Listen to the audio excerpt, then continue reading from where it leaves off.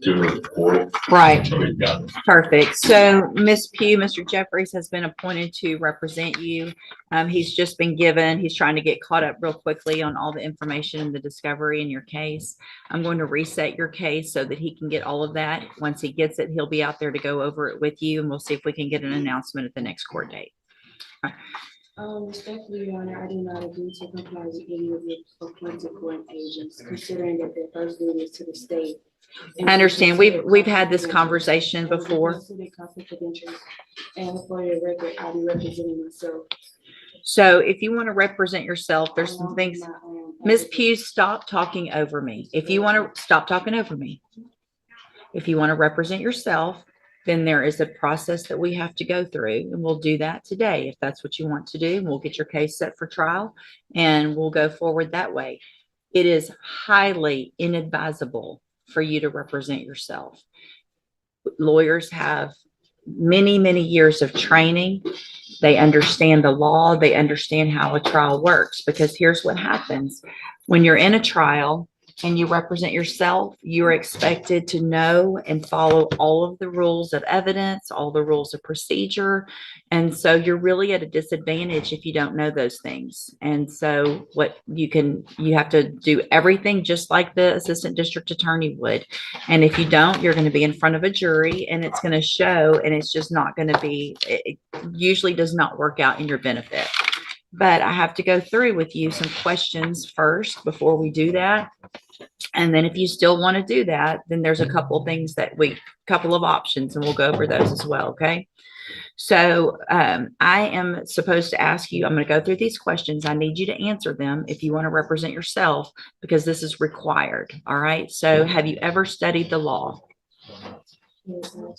Okay. Have you ever represented yourself before in any kind of criminal matter? Okay. Do you understand the charges against you? Okay. And so do you know, and we've gone over before, I think, what the range of punishment is if you're found guilty on a jury? Do you know what that is? Let's see. Hold on a second. Let me pull you up here. We'll go over that again as well. The date of that allegations from June 22nd of 2021. And what that means is if you're found guilty, that the range of punishment that the jury could give you is between 2 years as a minimum punishment up to 10 years in prison, anywhere in between. Do you understand? And did you answer out loud just for the record? Do I understand? No, I don't understand. What do you not understand about that? I don't understand. So here's the thing. If you want to represent yourself by law, you have to be able to understand these things. Otherwise, I've got to appoint an attorney for you. So you can't just say, I want to represent myself because I don't like the attorney or I don't like the process. This is the process that you're in. You live in Texas, you live in the United States. This is the law that applies to your case. So what do you not understand about the range of punishment if you're found guilty? And I'd be glad to explain it. I don't understand because I have no idea anything wrong. That's what a jury's for, right? And so if you say you're not guilty, then you go in front of a jury and they determine, after they listen to the evidence, if you're guilty or not. That doesn't have anything to do with if they find you guilty, you understanding that they could send you to prison for between 2 years and up to 10 years. Do you understand that part?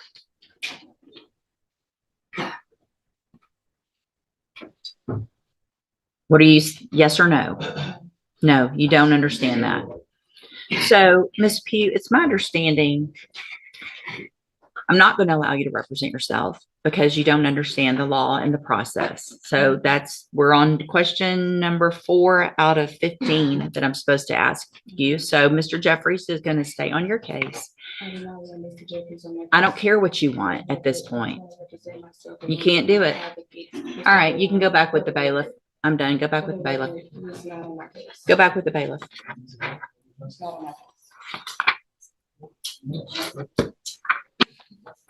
Welcome to the criminal appointment list. Yeah, fun, Judge. This was not meant to be any kind of punishment, I promise. So Mr. Jeffries, just, get ready like you would. Probably it's going to go straight onto a jury. Right, I would And assume. we'll just get it figured out that way. All right. In a Texas criminal courtroom, proceedings begin with the case of State versus Pugh. The presiding judge addresses the defendant, Ms. Pugh, informing her that Mr. Jeff has just been appointed as her legal counsel. Since he has only recently received the case materials, the court will reset the case to allow him time to review the discovery, meet with Ms. Pugh, and prepare for the next hearing. At this point, tension begins to rise as Ms. Pugh attempts to speak over the judge. The court firmly instructs her to stop interrupting and listen carefully. The judge then turns to address her apparent dissatisfaction with legal representation. Tone, judicial explanation, and warning. The judge reminds Ms. Pugh that while she does have the constitutional right to represent herself, such a decision is highly inadvisable. The court explains that lawyers undergo years of training to understand the rules of evidence, trial procedure, and courtroom decorum, skills necessary to properly defend a case before a jury. Representing oneself, the judge warns, comes with serious disadvantages. If you don't know these rules, it's going to show, and it usually does not work out in your favor. Nevertheless, the court agrees to go through the formal process required when a defendant insists on self-representation. The judge begins a competency inquiry, a standard legal procedure to determine whether the defendant fully understands the consequences of waiving their right to counsel. Transition. Competency inquiry begins. Cautious judicial tone. The judge proceeds with a series of structured questions. Has Ms. Pugh ever studied law? Has she ever represented herself in a criminal matter before? Does she understand the charges against her? Does she understand the range of punishment if convicted? As the inquiry unfolds, it becomes apparent that Ms. Pugh struggles to grasp the process. The judge carefully explains that her alleged offense, dating from June 22, 2021, carries a potential sentence of 2 to 10 years in prison, depending on the jury's verdict. When asked if she understands this range of punishment, Ms. Pugh responds ambiguously, stating she does not understand, and later adding confusing statements about the jury's role. The judge attempts to clarify, the jury determines whether you are guilty or not.